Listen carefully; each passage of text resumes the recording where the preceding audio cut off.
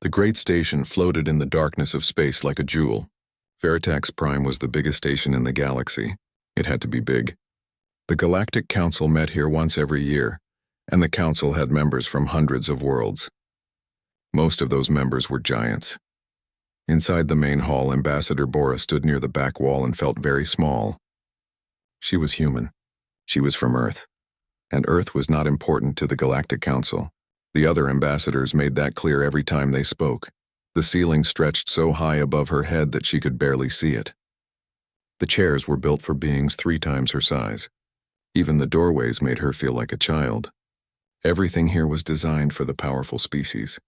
The ones who controlled star systems and commanded fleets. The ones who mattered. Bora had come to this summit with hope. She had prepared speeches about Earth's colonies. She had data about human mining operations in the Outer Rim. She had reasonable requests for expansion rights. She had thought maybe this year they would listen. She had been wrong. When she had presented Earth's proposal that morning, the room had filled with laughter. Not polite disagreement, not diplomatic rejection, actual laughter. A delegate from the Threk swarm had clicked his mandibles in amusement and said humans should go back to their one little world and stop bothering the real powers. Other delegates had joined in. The crystalline Luxari suggested giving Earth a toy colony to keep them quiet. The aquatic deep-worlders wondered aloud why humans were even allowed at the summit. By the time Bora returned to her seat, her face burned with shame and anger. Behind her, Taiho sat quietly and took notes. He always took notes. He was her assistant, assigned to her 3 years ago. He was a small man, even by human standards. Maybe 5.5 feet tall, thin, quiet. He wore simple clothes and spoke in a soft voice. He never complained about anything. He just did his work and stayed in the background. Bora had tried to talk to him about the morning's humiliation during lunch break, but Taiho had just nodded and said they should focus on the afternoon sessions. His calm acceptance made her even more frustrated. Didn't he feel anything? Didn't he care that the galaxy treated humans like dirt?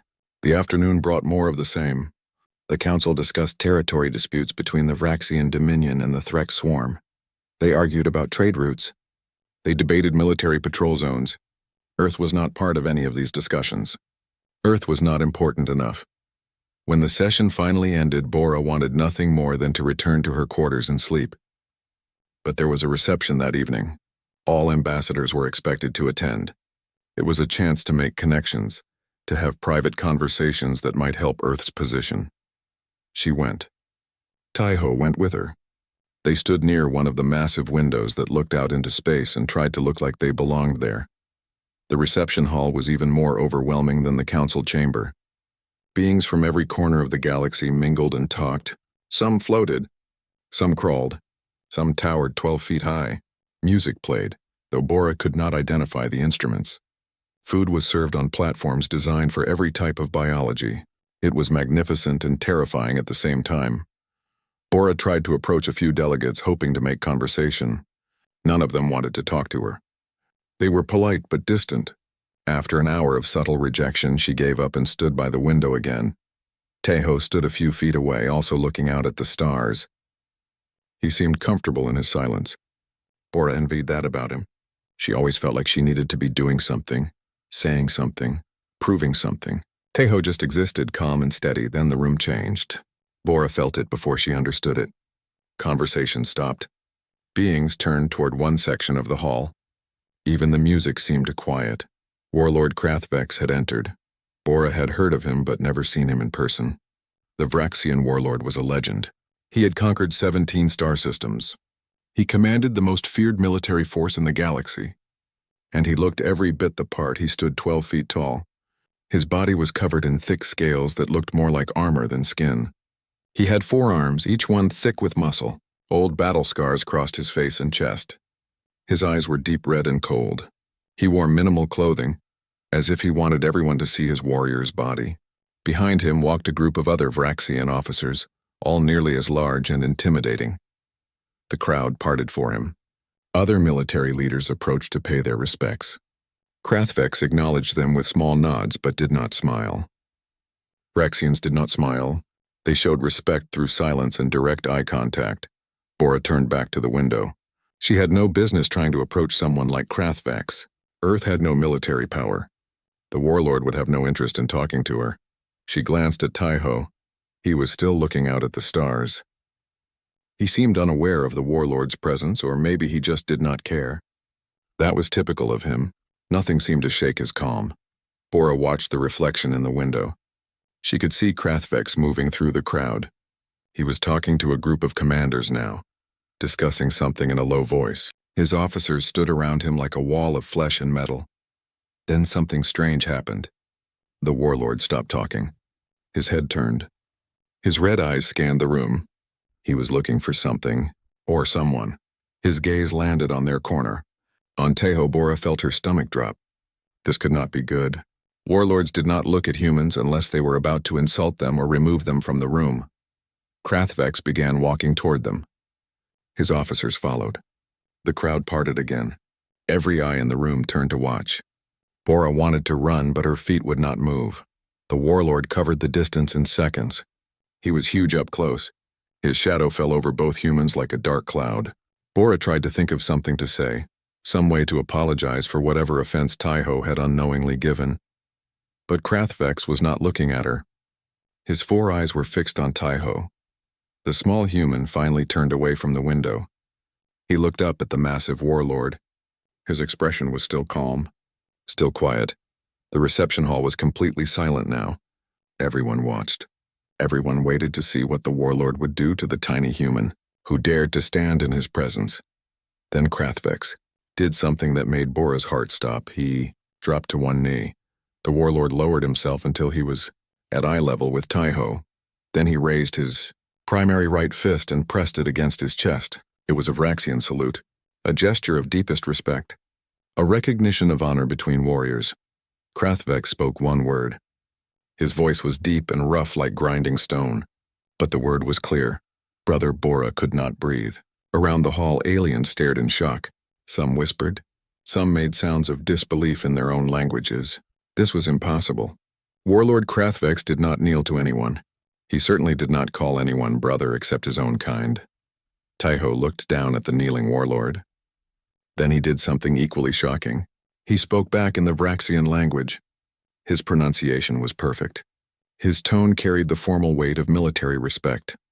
Warlord, it has been many cycles. The two stood there for a moment, looking at each other like old friends meeting after a long separation. Then Krathvax rose to his full height. He placed one massive hand on Taiho's shoulder. It was a gesture of affection, of brotherhood. The Warlord turned to his officers and said something in rapid Vraxian. They all immediately saluted Taiho in the same way their commander had. Then Krathvax turned back to Taiho and spoke again, this time in the common galactic language so everyone could understand. We will speak later, brother. There is much to discuss. For now, know that you honor this gathering with your presence. Taiho nodded. The Warlord gave one final nod of respect, then turned and walked away. His officers followed. The crowd remained frozen in shock. Bora finally found her voice. She grabbed Taiho's arm and pulled him toward the exit. He did not resist. They left the reception hall together, moving through crowds of staring aliens who whispered and pointed. They did not speak until they reached the corridor outside. When the door closed behind them, Bora turned on her assistant. What was that? How do you know Warlord Krathvax? Why did he call you brother? Taiho looked at her with those calm eyes. For the first time since she had known him, she saw something else in his expression. Something old and tired and very, very dangerous. It is a long story, Ambassador. Perhaps we should discuss this in private. Bora nodded slowly. Her mind was racing. Her quiet, unassuming assistant knew the most powerful warlord in the galaxy. Not just knew him, was called brother by him. What else did she not know about Taiho? As they walked toward their quarters, Bora realized something else. Back in that reception hall, every delegate who had laughed at Earth that morning had seen what happened. They had all witnessed a human being honored by Krathvax. Everything had just changed, and she had no idea what it meant. The news spread through Veritax Prime like fire. By morning, every delegate knew what had happened at the reception. The small human assistant, the mighty warlord kneeling, the word brother spoken for all to hear. Ambassador Bora woke to find 17 messages waiting for her. Delegates who had ignored her yesterday now wanted meetings. The Luxari counselor requested breakfast. The Threx ambassador asked for a private conversation. Even the Deep Worlders sent a formal greeting. She ignored them all. First, she needed answers from Tejo. She found him in the small dining area of their shared quarters. He was eating a simple breakfast and reading something on a data pad. He looked up when she entered, his expression as calm as ever. "Good morning, Ambassador." Bora sat down across from him. She did not bother with pleasantries. "Talk. Now, tell me everything." Tejo put down his data pad. He looked at her for a long moment, then nodded. "Where would you like me to start?" "Start with who you really are, because you are clearly not just a diplomatic assistant." Tejo took a sip of his tea. "I am a diplomatic assistant. That is not a lie, but you are correct that it is not the whole truth." He told her about the Pathfinders. It was a program Earth created 20 years ago, when humanity first ventured into deep space. The galaxy was dangerous. Humans were weak compared to most species. They needed an edge. The Pathfinders were that edge. Small teams of specialists trained to adapt to any situation. They learned languages faster than anyone thought possible. They mastered alien technology. They studied combat techniques from 100 different worlds. They could survive anywhere, fight with anything, become whatever the mission required. Tejo had been one of 6 members in his team. There was Minji, their leader. Hyunwoo handled technology. Yuna was their medic. Jiwon worked with machines and engineering. Suho learned languages, and Taiho did combat and tactics. Bora listened, her anger slowly turning to shock. How many teams were there? 5 teams. 30 people total. The program was completely secret. Most Earth governments did not even know we existed. And what did you do? Whatever was needed. We helped colonies under attack. We stopped pirates. We gathered intelligence. We made sure humanity survived long enough to find its place in the galaxy. Bora felt like she was seeing Taiho for the first time. And Krathvex? That was 15 years ago. A place called the Burning Reach, the Vraxian frontier world of Kethmar. He told her about the Void Collective. They were invaders from outside the galaxy. They did not negotiate. They did not trade. They just consumed. Their ships were made of living tissue. Their soldiers were biological weapons designed to kill and absorb. The Void Collective attacked Kethmar with overwhelming force. The Vraxians sent distress signals to every known species. Most ignored them. The Vraxians had conquered too many worlds, made too many enemies. No one wanted to help them, but Earth heard the call. And Earth sent the Pathfinders. Why? Bora asked. Why would we help the Vraxians? They never helped us because it was the right thing to do, and because if the Void Collective took Kethmar, they would not stop there. Eventually, they would reach Earth. Tejo's voice was steady as he described the battle. Commander Krathvex, not yet a warlord, led the defense of a manufacturing complex. His battalion was surrounded. Ammunition was running out. The Void Collective was closing in. It was a losing fight. Then the Pathfinders arrived. 6 humans in unmarked armor. They moved through the battlefield like ghosts. They did not fight the way Vraxians fought. They used stealth. They created traps. They turned the enemy's weapons against them. They taught the Vraxians to fight smart instead of just fighting hard. Taiho led the extraction. 3 days of running battles through the ruins. 3 days of teaching the Vraxians that war was not just about strength. It was about adaptation, about using your enemy's expectations against them, about surviving when survival seemed impossible. Krathvex learned fast. His warriors learned fast. Together they made it to the evacuation point. The Vraxian civilians escaped. The battalion survived. But on the last day, something went wrong. Taiho's voice got quieter. The Void Collective had a final weapon, a biological plague. It would consume everything on the planet within hours, turn all organic matter into more of itself. The evacuation ships were almost full. Almost everyone was safe, but someone needed to stay behind to neutralize the plague. Someone needed to override its core systems while it was active. It was certain death. Bora felt her throat tighten. Who stayed? Minji, our team leader. She ordered the rest of us to evacuate with the Vraxians. She said it was her call to make. As the leader, it was her responsibility. Tejo stared at his tea. I was her second in command. She trusted me to get the others out. Her last message was simple. Tell Earth we bought them a friend today. The plague was neutralized. The planet burned, but everyone else escaped. Minji died alone in that hell. And she died knowing she had saved thousands of lives. Bora sat in silence. She did not know what to say. Finally, she asked, "And after? What happened to the Pathfinders?" Earth's government classified everything. They were afraid of the political implications, afraid of making enemies, afraid of being seen as a military power. So they buried the story, disbanded the program, scattered us into civilian jobs, told us never to speak of it. And you just accepted that? Tejo looked at her. We did what we thought was right. What Earth needed. If silence was part of that, then we stayed silent. And Krathvex, did he know Earth wanted it kept secret? Yes, we asked him not to speak of our involvement. He honored that request. The Vraxians took credit for the victory. Krathvex became a warlord partly because of what he learned from us. But he never forgot. He spent years trying to find us. To find me. A chime interrupted them. Someone was at the door. Bora checked the security screen. It was a Vraxian officer. A messenger from Krathvex. She opened the door. The officer saluted and spoke in accented but clear common language. The warlord requests a private meeting with Ambassador Bora and Tejo. He suggests now, if convenient. Bora looked at Tejo. He nodded. We will come. The officer led them through the station. They passed other delegates in the corridors. Every one of them stared. Word had truly spread. Bora could feel the weight of their attention. Yesterday, humans were jokes. Today, they were mysteries. They reached a secure diplomatic suite, the kind reserved for private negotiations between major powers. The officer opened the door and gestured them inside. Krathvex stood by a window looking out at the stars. He turned when they entered. His red eyes studied them both. Then he spoke in the common language clearly for Bora's benefit. Ambassador Bora, thank you for coming. I apologize for any discomfort my actions last night may have caused. Bora found her diplomatic voice. Warlord Krathvex. No apology is necessary, though I admit I'm confused by recent events. The warlord's mandibles clicked in what might have been amusement, as is most of the council, I suspect. They do not understand how a human could earn a Vraxian's respect. They do not know what I know. He looked at Tejo. Brother, it is good to see you again. I have searched for you for many years. Tejo inclined his head. I honored our agreement. Earth wished to remain silent, and I honored that wish.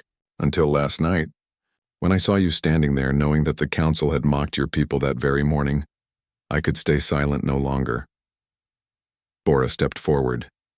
Warlord, I appreciate your respect for Tejo, but you must understand this has created a difficult situation for Earth. The council is demanding explanations. They think we have been hiding military capabilities. Krathvex made a rumbling sound. Let them demand. Let them wonder. For too long, the council has treated humanity as inferior, as weak. They needed to learn the truth, and what truth is that? The warlord turned back to the window. That size means nothing. That strength is not just physical. That humans saved the Vraxian people when no one else would help. That your kind fights not for conquest, but for survival. For justice. He looked at them again. The galaxy needs to know this, and I will make sure they do. Bora felt something shift inside her. Maybe this was an opportunity. Maybe after 15 years of silence, Earth could finally tell its story. Not to boast, but to be seen, to be respected. She looked at Tejo. He met her eyes and gave the smallest nod. Then she looked at the warlord. Warlord Krathvex, if you truly wish to help Earth, I would be honored to work with you. The warlord's mandibles spread in what Bora realized was a smile. It begins then. The council will learn what it means to have humanity as an ally, and perhaps they will finally stop their laughter. The story leaked within hours. Someone in the reception hall had recorded Krathvex kneeling before Tejo. By afternoon, every news feed in the galaxy was showing the footage. The mighty warlord calling a human brother. The impossible made real. The council called an emergency session. Delegates demanded answers. How did humans know the warlord? What were they hiding? Some spoke with anger, others with fear, a few with respect. Bora sat in the council chamber and felt the weight of 1,000 eyes. Beside her, Tejo remained calm. Across the massive room, Krathvex stood with the Vraxian delegation. He looked ready for war.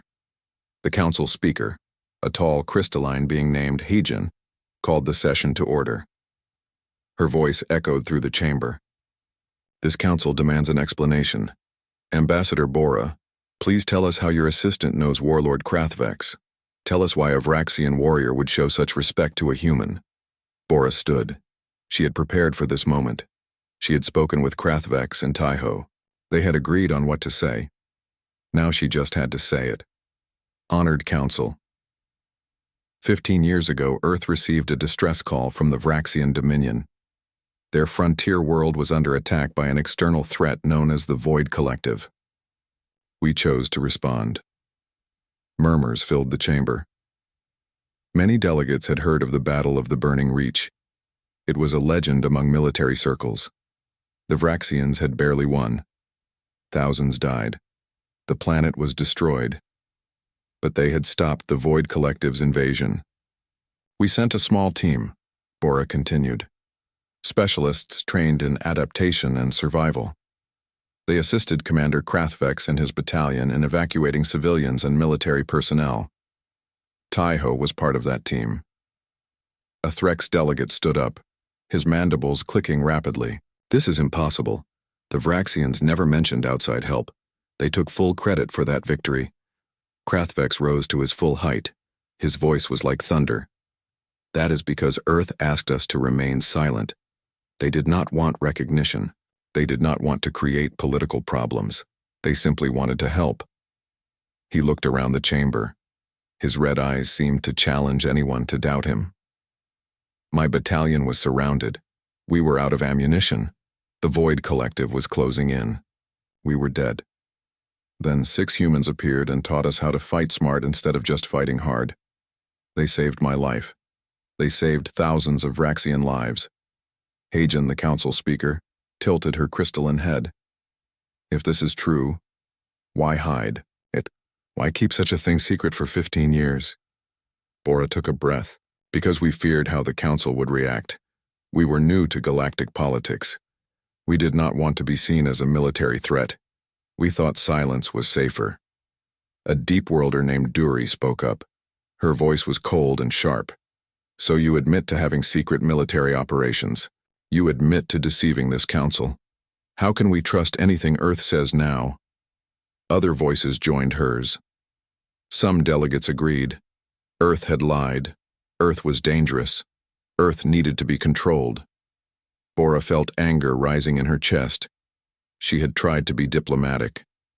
She had tried to explain. But these beings would not listen. They would rather fear humans than understand them. Then Taiho stood. The chamber fell silent. Everyone turned to look at the small human who had earned a warlord's respect. Taiho's voice was quiet, but it carried to every corner of the massive room. Honored Council, I understand your concern. You see deception. You see hidden capabilities. You see a potential threat. But that is not what happened. He walked toward the center of the chamber. Every step was measured. Confident. When humans first came to the stars, we were weak, small. Everyone told us so. Many still do. Yesterday, this council laughed at Ambassador Bora's proposal. You called us children. You said we should go back to our one little world. No one interrupted. Taiho continued. We knew we were weak. We knew we were small. So we found other ways to survive. We learned to adapt, to be clever, to help others when they needed it. Not because we wanted power, but because it was right. 15 years ago, the Vraxians sent a distress call. Most of you ignored it. You had your reasons. Old grudges, political concerns, fear. But Earth heard people dying and chose to act. We sent 6 people. 6. He looked at Krathvex. The warlord nodded. Taiho's voice grew softer. One of those 6 never came home. Our team, leader Minji, stayed behind to neutralize a doomsday weapon. She died so that others could live. She died so that the Void Collective could not spread. She died protecting people who did not even know her name. The chamber was absolutely quiet now. Even Duri said nothing. Earth kept this secret not to deceive you, Taiho said, but to protect you. We did not want credit. We did not want power. We just wanted to do what was right, and then we wanted to go home and live in peace. He turned in a slow circle. looking at all the delegates. If that makes us deceptive, then we accept that judgment. If that makes us dangerous, then we accept that too. But know this. When the galaxy needed help, humans answered. When everyone else said no, we said yes. Remember that before you decide what we are. Tejo walked back to his seat. The chamber stayed silent for a long moment. Then Krathvex spoke. The Vraxian Dominion owes a debt to Earth, a debt of blood and honor. We stand with humanity. Anyone who moves against Earth moves against us. Other delegates began to shift. Some looked ashamed, others thoughtful. The Threx ambassador stood and clicked his mandibles in a gesture of apology. The Luxari counselor bowed her crystalline head in respect, but not everyone was moved. Duri, the deep worlder, stood again. Her voice was harsh. Beautiful words do not change facts. Earth has secret military programs. Earth has hidden capabilities. Earth cannot be trusted. She looked around the chamber. I propose the Transparency Accord. Earth must reveal all military capabilities. Earth must allow council inspections. Earth must accept limits on expansion until we can be sure they are not a threat. Several delegates nodded. The fear had not entirely gone away. Bora felt her heart sink. They had told the truth, and it was not enough. The council speaker called for order. This proposal will be debated tomorrow. For now, this session is concluded. As delegates filed out, Bora and Tejo remained in their seats. They had lost. After everything, they had still lost. Krathvex approached them. Do not despair, Ambassador. This is not over. Bora looked up at the massive warlord. What can we do? Half the council fears us now. Tejo stood. Something is wrong. Duri's proposal was too prepared, too specific. She knew exactly what to say. Krathvex's mandibles clicked thoughtfully. You suspect coordination? I suspect something. Tejo looked at Bora. I need to make some calls, to old friends. Other Pathfinders? Bora asked. Tejo nodded. If someone is manipulating the council, we need to know, and we need proof. That night, Tejo sent encrypted messages to 3 people. Yunwu, who worked on a mining station and knew more about technology than anyone alive.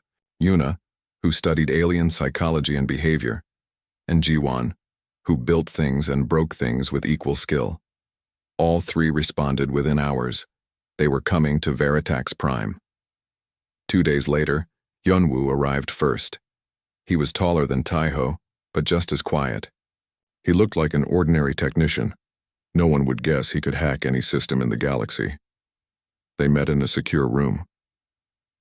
Yunwu pulled out a portable console and began working. Tejo told him what to look for. Communication patterns around the summit. Unusual data transfers.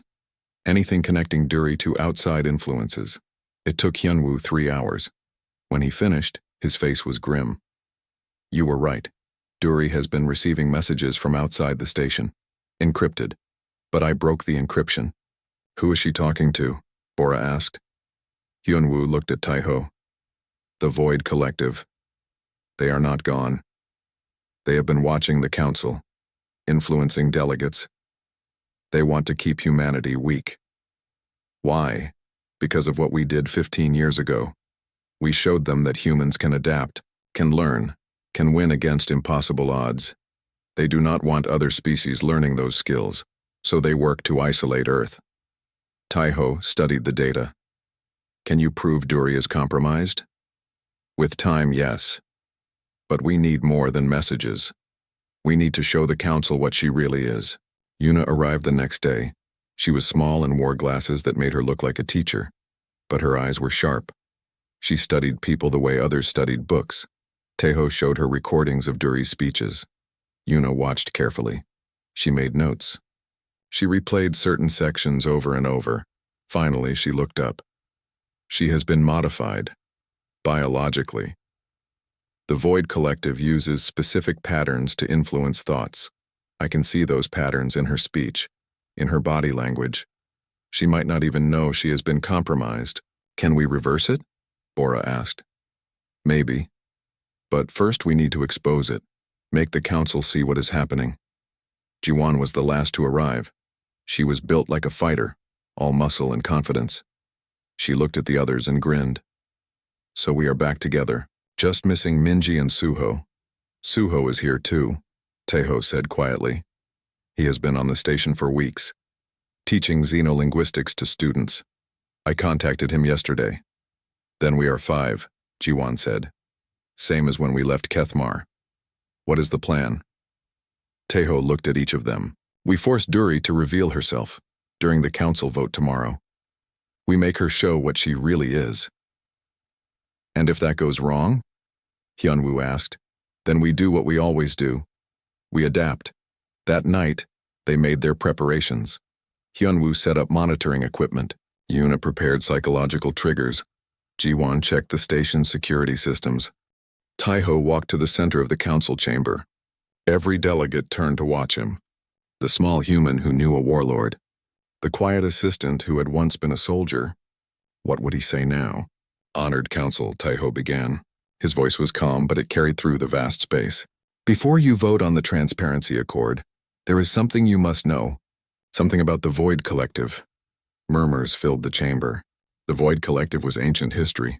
A threat from 15 years ago. Why bring them up now? Teho continued.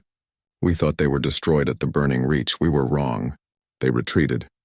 They have been watching the galaxy, studying us. Learning from us, Duri, the Deep Worlder, stood up. Her voice was sharp with anger. This is a distraction. The human is trying to avoid the vote. Krathvex rose to his full height. It is not a distraction. My intelligence services have discovered evidence of Void Collective infiltration. Communications between council members and known collective agents. The chamber erupted. Delegates shouted questions. Some demanded proof. Others looked around nervously, wondering who might be compromised. The council speaker called for order. She looked at Krathvex. Warlord, these are serious accusations. Do you have proof? Krathvex gestured to a screen. Hyunwoo, hidden in a control room, activated the display. Messages appeared. Encrypted communications. Coordination between Void Collective agents and someone on the station, but the identity was hidden. Krathvex had agreed not to reveal Duri yet. They needed her to expose herself. Taiho spoke again. The Void Collective fears what happened at the Burning Reach. They fear that other species might learn to fight the way humans fight, to adapt, to think differently. So they work to keep humanity isolated, weak, unable to share what we know. He looked directly at Duri. The Transparency Accord serves their purpose perfectly. It would restrict Earth, force us to reveal everything.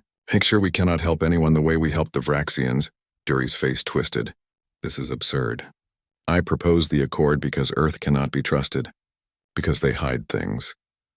Yuna, watching from the observation deck, whispered into her communicator. Now. Trigger phrase 7. Taiho spoke a sentence in an ancient Deep Worlder dialect. It was a phrase Yuna had identified in Duri's compromised speech patterns. A trigger embedded by Void Collective conditioning. Duri froze. Her eyes went wide. When she spoke again, her voice was different. Colder, more mechanical. You cannot stop us. The Collective will return. This time no one will be ready. The chamber fell silent. Delegates stared at Duri in horror. Something was clearly wrong with her.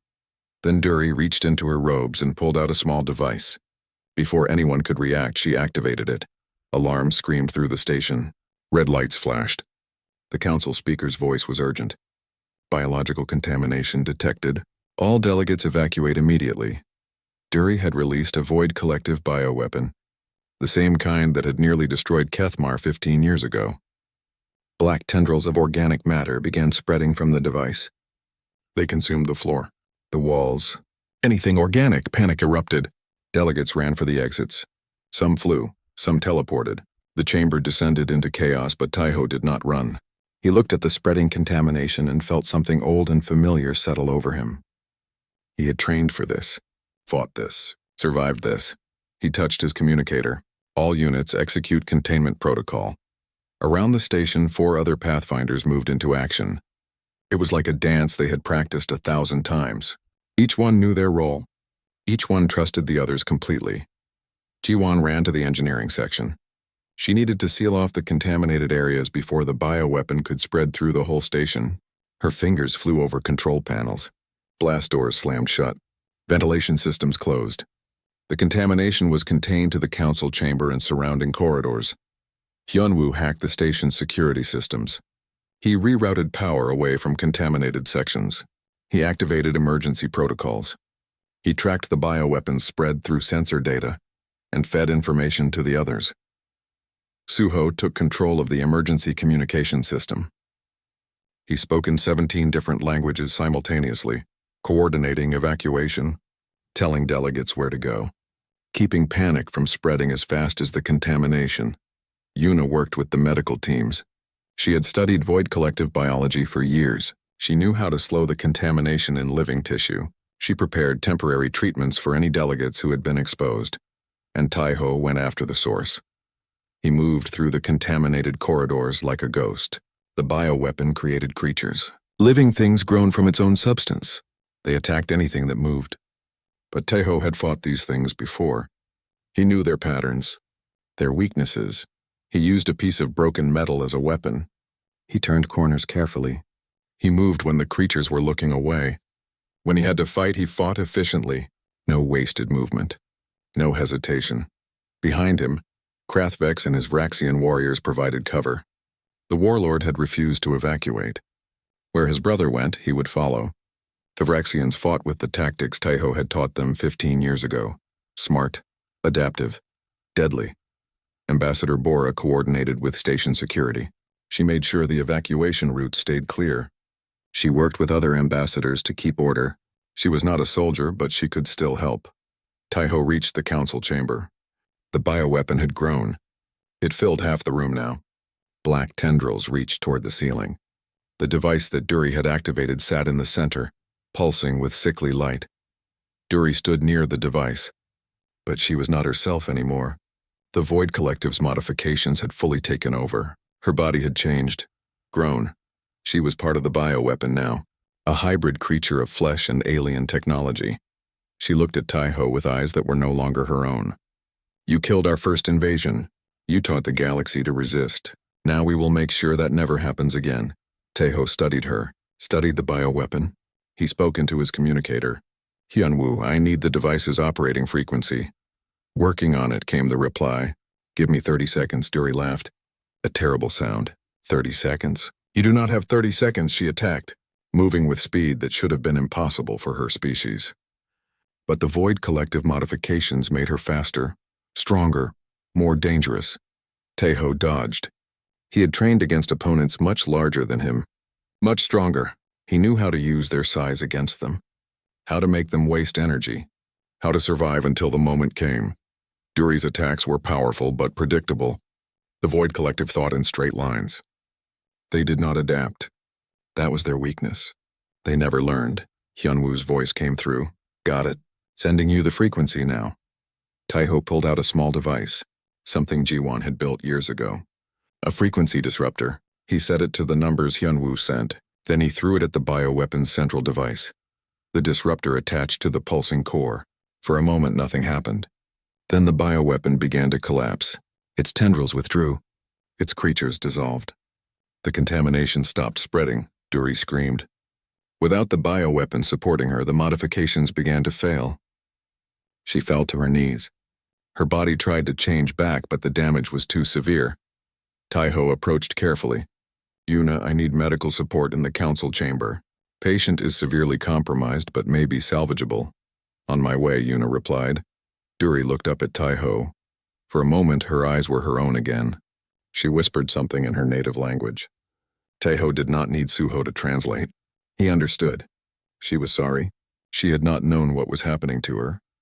I know, Taiho said quietly. We will help you if we can. Yuna arrived with a medical team. She examined Duri quickly. It is bad, but maybe we can reverse some of it. Get her to medical immediately. As they carried Duri away, Krathvex entered the chamber. He looked at the dissolving bioweapon. At the destruction. At Taiho standing calmly in the middle of it all, just like old times, brother. Taiho almost smiled. Just like old times. The all-clear signal sounded through the station. The contamination was contained. The bioweapon was neutralized. The crisis was over. The council reconvened 6 hours later in an emergency chamber. Every delegate who had fled the contamination now returned. They looked at the human delegation with different eyes. The council speaker stood. She looked shaken but determined. The galaxy owes Earth a debt. Again, you saved this station. You saved all of us. The Threx ambassador stood next. On behalf of the Threx swarm, I formally apologize for my previous statements about humanity. I propose we grant Earth full council membership. With voting rights, other delegates agreed. One by one, they stood and voiced support. The Luxari offered economic partnerships. The aquatic species proposed joint scientific ventures. Even former critics now sought friendship. Krathvex spoke last. Humanity has proven their worth twice now, once in secret, once in the open. The Vraxian Dominion stands with Earth. We always will. The vote was unanimous. Earth became a full council member. The Transparency Accord was withdrawn. In its place came mutual defense agreements, trade deals, cultural exchanges, everything Bora had hoped for and more. After the session, the 5 Pathfinders met in a quiet observation room. They looked out at the stars together, just like they had done 15 years ago on the transport leaving Kethmar. One chair remained empty, Minji's chair. 6 months passed. Earth's position in the galaxy transformed completely. Where once humanity begged for scraps, now they negotiated as equals. Trade agreements flourished. Human colonies expanded into new territories. Earth's technology, once dismissed, now found eager buyers. Ambassador Bora worked from a much larger office now. As Earth's council representative, she commanded respect from delegates who had once laughed at her proposals. She had a staff of 20, a budget 10 times what she had before, real power to shape humanity's future, but some things stayed the same. Tejo still sat quietly at her side during meetings, still took notes, still offered advice in his calm voice. Some delegates assumed he was just a loyal assistant. Those who had been at Veritax Prime knew better. The story of the Pathfinders spread across the galaxy. Humans who had saved the Vraxians, who had stopped the Void Collective twice, who fought not for conquest but for justice. It became legend. Songs were written, holovids produced. Children on 100 worlds played games where they pretended to be brave human warriors. Earth's government officially recognized the Pathfinder program. They held ceremonies, gave medals to the surviving members and to Minji's family, offered to restart the program with new recruits. The 5 Pathfinders attended the ceremony on Earth. It felt strange to stand in front of crowds, to hear applause, to be treated as heroes. They had spent 15 years in silence. The attention was uncomfortable. After the ceremony, they visited Minji's family. Her parents were old now. Her younger brother had children of his own. They thanked the Pathfinders for telling them the truth about how she died, for making sure her sacrifice was remembered. Minji's mother took Taiho's hands in hers. She made the right choice, putting you in command. You brought the others home. You kept your promise to her. Taiho could not speak. He just nodded and held the old woman's hands. The government proposed a memorial garden, a place to honor Minji and the other humans who had served in secret. Representatives from across the galaxy were invited to attend the dedication. The day of the dedication was clear and warm. The garden sat on a hillside overlooking the ocean. Simple stone paths wound through flowering trees. At the center stood a monument, black stone carved with names and a single inscription. Delegates from dozens of species attended. The Threx sent their entire ambassador staff. The Luxari came bearing crystals that would glow at night. The Deepworlders, once led by Duri, sent representatives to apologize for their former leader's actions. Duri herself was still recovering. Yuna's treatments had saved her life, but removing all the Void Collective modifications would take years. She sent a message apologizing for everything, asking forgiveness not just from Earth but from all the species she had tried to turn against humanity. Krathvex came to Earth personally. It was the first time a Vraxian warlord had visited the human homeworld. He brought 100 warriors as an honor guard, but more importantly he brought something else, a piece of stone from Kethmar, from the ruins where Minji had made her final stand. The Vraxians had recovered it years ago and kept it as a sacred relic. Now Krathvex gifted it to Earth to be part of the memorial. The ceremony began at sunset. Earth's president spoke about sacrifice and courage, about the people who serve in shadows, about the importance of doing what is right even when no one is watching. Then Krathvek stepped forward. The massive warlord stood before the monument and spoke in his deep voice. He told the story of the burning reach, of the humans who came when no one else would, of the tactics they taught, of the lives they saved. He told of Minji's sacrifice, how she had stayed behind so others could live, how she had faced certain death without hesitation, how her last words had been about friendship between species. When the warlord finished, he placed the stone from Kethmar at the base of the monument. Then he knelt, as he had knelt before Taiho at the reception, but this time he was not kneeling to a person. He was kneeling to memory, to honor. Every Vraxian warrior knelt with him. Then slowly delegates from other species followed. They might not understand all the customs, but they understood respect. They understood sacrifice. The 5 Pathfinders stood together and watched. Hyunwoo had tears on his face. Suho covered his eyes with one hand. Jiwon stood rigid, fighting to stay composed. Yuna wept openly. Taeho looked at the monument, at Minji's name carved in stone, at the words beneath it. He whispered so quietly that only his fellow Pathfinders could hear. "We kept your promise, Minji. We bought Earth a friend, many friends." After the ceremony, there was a reception. Delegates mingled. Stories were shared. Alliances were strengthened. The galaxy was changing, and humanity was at the center of that change. A young human approached Taiho. She wore a military uniform with new insignia, the reformed Pathfinder program. She introduced herself nervously. "Sir, I wanted to ask you something. What made you and your team so effective? What was the secret?" Taiho looked at her, at this young person who had volunteered to follow in their footsteps. He thought about what to say, about how to explain something that was more feeling than technique. "We remembered something important," he finally said. "Size does not determine worth. Strength is not just physical. And most importantly, we never fought alone. We had each other. Always." The young soldier nodded, processing this wisdom. "Thank you, sir. I will remember that." As she walked away, Krathvex approached. The warlord had been watching from across the garden. He placed one massive hand on Taiho's shoulder. "Good answer, brother." Taiho smiled slightly. "I learned it from experience." The warlord looked at the monument, at the stone from Kethmar, now part of Earth's memorial.